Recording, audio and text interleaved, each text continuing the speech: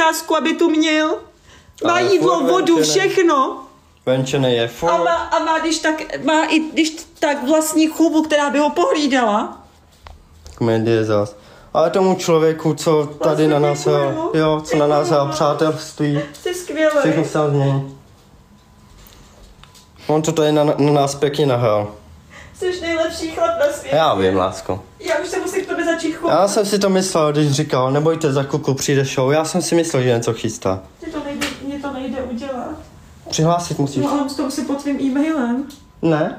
No to musím. Přihlásit. Tady dáš uživatelský jméno. Tak. Děkuju.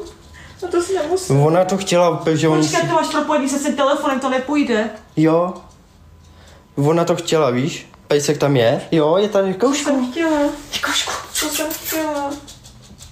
To taky moc chtěla, že ti padaly hodně vlasy, víte? A hlavně já dlouhý nesnáším. Tak, heslo. A jak to včera jste byli ještě spolu venku? No on tady to všechno jenom hrál. Okay, koušku. Jaký pozdravíš lidi? Olí. Má novou hračku, viď? Petr Jánoš. Jsem včera koupila všechno pejsko, Ty jídla